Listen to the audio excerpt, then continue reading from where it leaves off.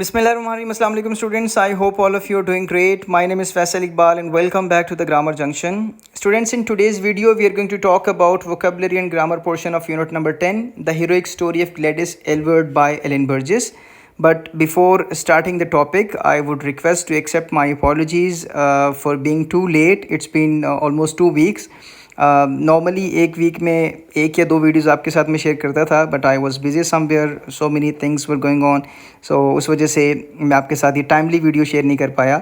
लेकिन कोशिश करूँगा वीकेंड्स पे एक या दो वीडियो लेक्चर्स आपके साथ लाजमी शेयर करूँ. स्टूडेंट्स, इस चैप्टर से रिलेटेड जो ट्रांसलेशन और एक्सप्लेनेशन वाला वीडियो लेक्चर मैंने आपके साथ शेयर किया, आई होप कि आपने उसको सुना होगा और आपने उसको एंजॉय किया होगा. अगर आपने उसको नहीं सुना तो टॉप राइट कॉर्नर से उसको एक्सेस कर सकते हैं, और एडिशनली आपके आसानी के लिए उसका लिंक मैं डिस्क्रिप्शन में डाल दूंगा, वहाँ से भी उसको एक्सेस कर पाएंगे. देखते हैं इस चैप्टर के एंड पे वोकेबलरी और ग्रामर से रिलेटेड क्या क्या एक्टिविटीज़ हैं. So without wasting any time let's get started.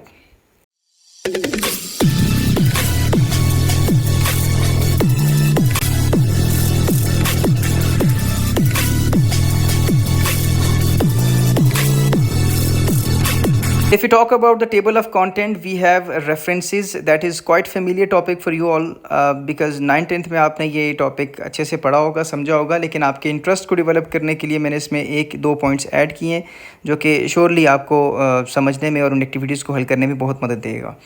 Then we have the topic of preposition, in which we are going to talk about preposition of time, place, agents and prepositional phrases. And then punctuation. This is also a very simple topic for you क्योंकि इससे पहले हम काफ़ी chapters में इसको discuss कर चुके हैं. फ्रेजर वर्ब्स, और इस चैप्टर के एंड पे हमारे पास जो फ्रेजर वर्ब्स हैं वो ग्रो, हैंड और हैंग से रिलेटेड हैं. The very first topic is references, and as I discussed this thing with you that you're quite familiar with the topic because 9th-10th में ये आपका ग्रामर का पोर्शन में ये एक बड़ा इंटेग्रल पार्ट था इसका.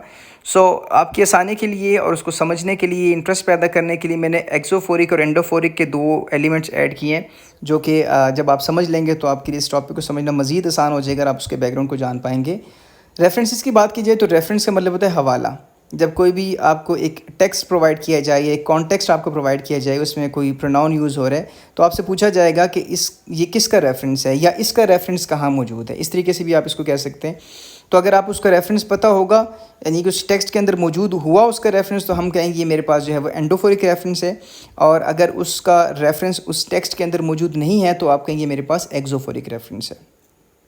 If you talk about the term exo and endo from chemistry point of view, if you're familiar with exothermic reactions and endothermic reactions, आपने पढ़ा होगा 9th-10th में कि exothermic reactions वो reactions होते थे जिसमें हीट जो है वो सिस्टम से बाहर जा रही होती है, ठीक है, सिस्टम से निकल रही होती है. और एंडोथर्मिक रिएक्शंस में हीट जो है सिस्टम में एब्जॉर्ब हो रही होती है. तो एक्सो का मतलब ही आउट होता है और एंडो का मतलब ही इन होता है. फॉर एग्जांपल मेरे पास आप अगर स्लाइड के बिल्कुल एंड पे देखें तो शी इज़ द प्रेसिडेंट, ये एक एग्जांपल लिखी हुई है. अब शी एक प्रोनाउन है, इसका एंटीसीडेंट कहाँ पे है, ये किसका प्रोनाउन है, इसका एंटीसीडेंट अगर हम देखें तो हमें इस कॉन्टेक्स्ट में नहीं मिलता, तो इसका मतलब ये हमारे पास एक्सोफोरिक रेफरेंस है. But if you talk about the second example, the dog was barking loudly, it scared the children. अब यहाँ पे जो इट यूज़ हो रहा है, जो प्रोनाउन इट यूज़ हो रहा है, अब इसका ताल्लुक किसके साथ है, डॉग के साथ है, और इसका रेफरेंस तो इस टेक्स्ट के अंदर इस कॉन्टेक्स्ट में मौजूद है, तो ये मेरे पास एंडोफोरिक रेफरेंस है. अब एंडोफोरिक रेफरेंस में मज़ीद दो इसकी टाइप्स हैं कि weather it is anaphoric reference और कैटाफोरिक रेफरेंस. तो बच्चों को समझाने के लिए जो मैं ट्रिक बताता हूँ वो ये बताता हूँ, जैसे ए बी सी में ए पहले आता है और सी बाद में आता है, तो आपने उस प्रोनाउन को देखना होता है, जो भी प्रोनाउन आपके कॉन्टेक्स्ट में या सेंटेंस में यूज़ होता है, अगर वो प्रोनाउन का जो आंसर है, जो एंटीसीडेंट है, वो पहले मौजूद है तो वो एनाफोरिक रेफरेंस हो जाएगा, और अगर बाद में मौजूद है तो वो कैटाफोरिक रेफरेंस हो जाएगा. ठीक है, ए फॉर एनाफोरिक और सी फॉर कैटाफोरिक रेफरेंस. तो ए पहले आता है तो अगर उसका रेफरेंस पहले मौजूद है, जो आपके नीचे एग्जांपल स्लाइड में नज़र आ रही है, the dog was barking loudly it. अब इट से मुराद कौन है, the dog. Yes, the dog है, तो डॉग तो पहले मौजूद है, यानी कि इस प्रोनाउन से पहले मौजूद है, तो ये मेरे पास एनाफोरिक रेफरेंस की एग्जांपल हुई. तो आई होप कि आपको अब ये चीज़ क्लियर होगी कि ये एनाफोरिक और कैटाफोरिक बेसिकली किसकी सब टाइप हैं और उसके कॉन्टेक्स्ट में जो उसकी ऑपोजिट जो टाइप है वो कौन सी है. तो ये दो एलिमेंट्स मैंने आपके आसानी के लिए इसमें ऐड किए हैं. अब जो एक्सरसाइज है जो हमारे इस चैप्टर के एंड पे, अब ये आई होप कि सारे सेंटेंसेस आपके लिए बड़े आसान हो जाएंगे. इसमें हमने देखना है कि कौन से रेफरेंस है, whether it is cataphoric reference और anaphoric reference. When he arrived home, Naseem went to sleep. अब यहाँ पे ही प्रोनाउन यूज़ हो रहा है। अब ही का आंसर मौजूद है टेक्स्ट के अंदर, वो तो सारी बात है क्योंकि ये एनाफोरिक और कैटाफोरिक है इसमें, तो ये एंडोफोरिक रेफरेंस के सब टाइप्स हैं। तो आगे है या पीछे है, तो क्योंकि बाद में इसका रेफरेंस मौजूद है तो ये मेरे पास कैटाफोरिक रेफरेंस है। Same is the case with the second sentence, I went out with Ayesha on Sunday, she look beautiful. So she से मुराद कौन है? आयशा, जो कि पहले मौजूद है, तो this is anaphoric reference. Then Samuel left because he was tired. This is anaphoric reference. I can't believe it. We won. This is cataphoric reference. A large grey cat was lying on the stairs and I had to step over it. अब यहाँ पे ये हमारे पास anaphoric reference है. If you want some, here is some strawberry ice cream. This is cataphoric reference. After he had received his orders, the soldiers left the building. This is cataphoric reference. And the last sentence, if you want them, there are cookies in the kitchen. This is cataphoric reference. मैंने आपको सिर्फ पहली example समझाई और उसके बाद मैंने सबको पढ़ के सिर्फ आपको आंसर्स बताए ताकि थोड़ा सा आप उस पर खुद भी गौर करें। और अगर आपको इसमें से कोई सेंटेंस समझ नहीं आया तो आप उसका मुझे कमेंट्स बॉक्स में बता सकते हैं कि इस स्पेसिफिक सेंटेंस की या कॉन्टेक्स्ट की मुझे समझ नहीं आई। स्टूडेंट्स, सर नेक्स्ट टॉपिक इस प्रेपोजिशन, जिसमें हम देखेंगे कि प्रेपोजिशन ऑफ टाइम क्या होता है, preposition of place, preposition of agents, preposition of direction and phrasal preposition से क्या क्या होते हैं, और उससे रिलेटेड जो भी एक्सरसाइज होंगे हम उनको सॉल्व करने की कोशिश करेंगे। I recommend you to go to the basics of parts of speech playlist, जिसमें इस टॉपिक को यानी कि प्रेपोजिशन के टॉपिक को मैंने आपके साथ डिस्कस किया है। उसमें बेसिक्स को मैंने आपके साथ डिस्कस किया ताकि आपको प्रेपोजिशन के बारे में जो चीदा चीज़ें हैं वो आपको सारी समझ में आ जाए। अगर आप उसको समझ लेंगे तो ये टॉपिक और ये एक्सरसाइजेज आपके लिए समझना आसान हो जाएंगे। एनी हाउ, देखते हैं कि प्रेपोजिशन क्या होता है और more specifically preposition of time and place को पहले देखते हैं। Pre means before and position means location. So a preposition is a word that shows the relationship between a noun or pronoun and other elements in a sentence. I hope कि you're familiar with this term preposition. Pre means पहले और position means location.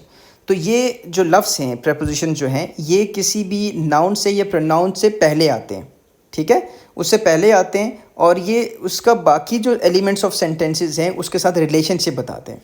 For example, the book is on the table, यहाँ पे on जो है ये preposition है जो कि नाउन या प्रोनाउन से पहले आया है। और किस नाउन से पहले आया है? टेबल एक मेरे पास नाउन है, उससे पहले आया है और उसका रिलेशनशिप यानी कि टेबल का रिलेशनशिप जो है वो बाकी सेंटेंस के साथ दिखा रहे हैं। इसी तरीके से दूसरे एग्जाम्पल में ही वॉकड टू द स्टोर। अब देखिए स्टोर मेरे पास नाउन है तो इससे पहले ये वर्ड यूज़ हुआ है टू, जो कि एक प्रेपोजिशन है और ये उससे पहले आके उसका जो रिलेशनशिप है बाकी पार्ट ऑफ सेंटेंस के साथ उसका रिलेशनशिप दिखा रहे हैं। तो दीज आर कॉल्ड प्रेपोजिशंस। हमारे पास प्रेपोजिशन ऑफ टाइम में 4 एग्जांपल्स मैंने आपके साथ शेयर किए, लेकिन इसमें एक बात याद रखने वाली है कि ऐसा आप नहीं कह सकते कि अगर एट प्रेपोजिशन ऑफ टाइम में किसी कॉन्टेक्स्ट में यूज़ हो रहा है तो ये प्लेस में यूज़ नहीं हो सकता या लोकेशन में या डायरेक्शन में कहीं यूज़ नहीं हो सकता। ऐसा नहीं होता। एक ही प्रेपोजिशन एक ही वक्त में डिफरेंट कॉन्टेक्स्ट में यूज़ हो सकते हैं। अब यहाँ पे एग्जांपल देखें, ही वाज बोर्न इन 1990 भी लिखा हुआ है, ये प्रेपोजिशन ऑफ टाइम की पर्सपेक्टिव से लिखा हुआ है। और शी लिव्स इन न्यूयॉर्क, ये प्रेपोजिशन ऑफ प्लेस के पर्सपेक्टिव से लिखा हुआ है। तो ये एक पॉइंट आपको समझना है। तो एग्जांपल्स मैंने प्रेपोजिशन ऑफ टाइम में लिखी हैं। We will meet at 5 PM, my birthday is on Monday, he was born in 1990 and she left before dawn. तो ये एट, ऑन, इन और बिफोर ये मेरे पास प्रेपोजिशन ऑफ टाइम है। While if you talk about the preposition of place, हमारे पास 3 examples हैं। She lives in New York, the cat is on the roof, the shoes are under the bed. So in, on और under इन examples में हमारे पास prepositions of place हैं। तो आई होप कि now you are familiar with these 2 terms. अब इससे रिलेटेड जो हमारी एक्टिविटी है जिसमें वी हैव 4 सेंटेंसेस, हम देखेंगे इसमें कौन सी appropriate fill in the blank आएगी। स्टूडेंट्स, यहाँ पे एक पॉइंट आपके साथ डिस्कस करना चाहूँगा कि एक्टिविटी के अकॉर्डिंगली हमारे पास सिर्फ 4 सेंटेंसेस थे जिसमें 4 जगह पे ब्लैंक्स थी और we were suppose to put appropriate preposition in it. लेकिन उस एक टॉपिक को समझाने के लिए मैंने आपको पहले प्रेपोजिशन समझाया, फिर प्रेपोजिशन ऑफ टाइम समझाया, फिर प्रेपोजिशन ऑफ प्लेस समझा के फिर एक्टिविटी पे लेके आता हूँ। इससे पहले कि जो वीडियो लेक्चर से वहाँ पे भी आपने ये चीज़ नोट की होगी। सो ऑब्वियसली टेक्स टाइम, उसमें बड़ी अच्छी खासी एफर्ट होती है। तो अगर आपको ये चीज़ समझ आ रही है तो मैं चाहूँगा कि आप इसको लाइक भी करें और इसको अपने दोस्तों के साथ शेयर भी करें जो बाकी आपके फ्रेंड्स हैं, क्योंकि we have less amount of content on YouTube as well. तो इसलिए आप इसको दूसरों के साथ शेयर करें ताकि उनको भी समझने में आसानी हो। बढ़ते हैं एक्टिविटी की जानिब। The very first sentence is they caught the fugitive dash the concert of the street. तो यहाँ पे हमारे पास 3 ऑप्शन हैं, इन, ऑन एट, तो they caught the fugitive at the concert of the street, यहाँ पे एट आएगा. Second sentence is he will wait dash 3 o'clock then he will have to leave. He will wait, और हमारे पास 3 option हैं, since, until और still. यहाँ पे हमारे पास आएगा until. He will wait until 3 o'clock, यानी कि वो 3 बजे तक वेट करेगा. ठीक है.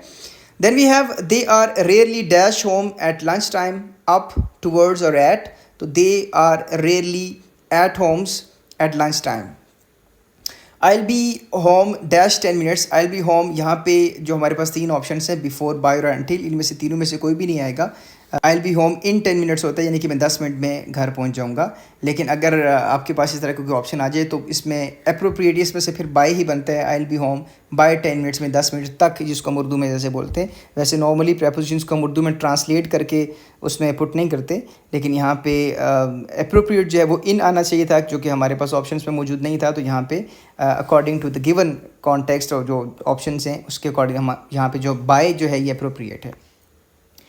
Then we have preposition of agents in direction. तो इसको थोड़ा सा देख लेते हैं, प्रेपोजिशन ऑफ एजेंट क्या होते हैं और प्रेपोजिशन ऑफ डायरेक्शन क्या होते हैं. Preposition of agent is used to indicate the person, animal or thing that performs the action of the verb in a sentence. The most common preposition of agent is by. तो normally bye वाला जो है ये use होता है agent के तौर पे. The book was written by J.K. Rowling, यानी जो किताब लिखी गई वो किसने लिखी, बाय J.K. रोलिंग. तो ये जो बाय है ये प्रेपोजिशन ऑफ एजेंट है. इसी तरीके से जो प्रेपोजिशन ऑफ डायरेक्शन है, it shows movement towards a specific place और डायरेक्शन, क्योंकि डायरेक्शन से रिलेटेड है. So these preposition describe where something is moving to और the direction in which something is going. तो ये किस तरफ कोई चीज़ मूव हो रही है. She walked to the park, he ran towards the finish line. और थर्ड एग्जाम्पल है they went into the room. तो ये जो टू, टूवर्ड्स और इन टू, इस कॉन्टेक्स्ट में ये हमारे पास प्रेपोजिशन ऑफ डायरेक्शन है. अब इससे रिलेटेड हमारे पास एक्टिविटी है. सबसे पहले जो हमारे पास सेंटेंस है जिसमें हमें ये देखना है कि वो एजेंट है या वो डायरेक्शन है. He was hit by a ball, तो ये ज़ाहिर है यहाँ पे बाय जो है वो प्रेपोजिशन ऑफ एजेंट है. अच्छा, put it inside the house, तो इनसाइड जो है ये प्रेपोजिशन ऑफ डायरेक्शन है. Third sentence is his success results from careful planning. तो बच्चों ये ना तो एजेंट है और ना ही डायरेक्शन है, बल्कि ये जो इन फ्रॉम है ये कॉज और ओरिजिन है. तो आप इस तरह की बाज़ दफ़ा बुक में भी गलती हो सकती है, या हो सकता है यही चीज़ चेक की जा रही है कि आपको टॉपिक समझ आया या नहीं आया. तो ये फ्रॉम ना तो एजेंट है ना ही डायरेक्शन है, तो ये हमारे पास, इसको हम कह सकते हैं प्रेपोजिशन ऑफ कॉज या preposition of origin. Then we have they drove through the tunnel. तो ये थ्रू जो है ये मेरे पास डायरेक्शन को शो कर रहे हैं, तो ये मेरे पास प्रेपोजिशन ऑफ डायरेक्शन हुआ. If we talk about the phrasal prepositions, these are also called complex prepositions and phrases that function as a single preposition. Basically काम तो preposition वाला ही होता है, लेकिन ये एक सिंगल वर्ड नहीं होता. ये 2 या 3 या इससे ज़्यादा वर्ड्स भी हो सकते हैं जो phrases की फॉर्म में बेसिकली होते हैं, लेकिन हम उसको कंसीडर एक सिंगल preposition ही करेंगे. For example, in spite of his hard work he failed the test. के बावजूद इसके कि उसने बहुत मेहनत की वो टेस्ट में फेल हो गया. तो इन स्पाइट ऑफ, देखिए 3 लफ्ज़ हैं लेकिन हम उसको सिंगल प्रेपोजिशन ही कंसीडर करेंगे. तो इस तरह के जो प्रेपोजिशंस हैं जो फ्रेज़ की फॉर्म में होते हैं, हम उनको फ्रेजल प्रेपोजिशंस कहते हैं. Second example is according to the doctor smoking can cause cancer. Doctor के मुताबिक स्मोकिंग जो है वो कैंसर का सबब बन सकती है. तो अकॉर्डिंग टू द, सो ये मेरे पास फ्रेजल प्रेपोजिशन है. In the third example, I am standing here on behalf of my colleagues. तो ऑन, बिहाफ और ऑफ, ये 3 लफ्ज़ हैं और ये हमारे पास फ्रेजल प्रेपोजिशन के तौर पे काम कर रही है. Next topic is punctuation. That is quite simple topic for you. अब मुझे पता है कि आप ये दोनों लाइंस को, दोनों सेंटेंसेस को बहुत अच्छे से पंक्चुएट कर पाएंगे, but for the sake of activity हमने करना तो इसको है. Are you mad, he said, who are you. तो आर यू मैड क्योंकि किसी की ये स्टेटमेंट है तो हमने इसको इन्वर्टेड कॉमर्स में रखा. पहला लेटर कैपिटल होगा आर यू मैड के बाद क्वेश्चन मार्क आएगा क्योंकि सवाल पूछा है.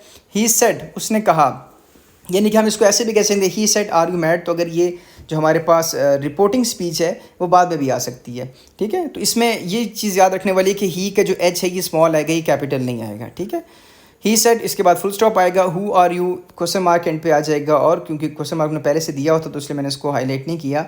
और हु आर यू में डब्ल्यू कैपिटल हो जाएगा और ये इन्वर्टेड कॉमर्स में आ जाएगा. Then if you talk about the second line, we are refugees trying to reach Sian, she simply, she said simply. तो आप इसमें पंक्चुएशन मार्क्स को देख लें. आई होप कि भी आपकी चीज़ें आपके लिए it's a piece of cake तो आपको समझ आ रही होंगी. Then the fourth topic is phrasal verbs, और जैसे कि आपसे डिस्कस किया कि हमारे पास इस बार ग्रो, हैंड, हैंग से रिलेटेड जो फ्रेजल वर्ब्स हैं वो हैं, हम उनको समझने की कोशिश करते हैं और उनके सेंटेंसेस बनाएंगे इंशाल्लाह। सबसे पहले हमारे पास है ग्रो अप, जिसका मतलब है टू गेट मैच्योर, यानी कि बड़े हो जाना। When I grow up I want to be a doctor, कि जब मैं बड़ा हो जाऊंगा तो मैं डॉक्टर बनूंगा। Second one is hand out, जिसका मतलब है टू गिव, कोई चीज़ किसी के सुपुर्द करना, किसी को कोई चीज़ दे देना। She will hand out the flyers at the event, flyers कहते हैं पम्फलेट्स को जो इश्तिहार वगैरह होते हैं। Then we have hand over का मतलब भी किसी को कोई चीज़ पास करना। He will hand over the keys when you arrive, जब तुम आओगे तो वो ये जो कीज़ हैं ये आपको जो है वो हैंड ओवर कर दी जाएंगी। हैंग इन से मुराद मुजामत करना, to persist. Hang in there, things will get better soon.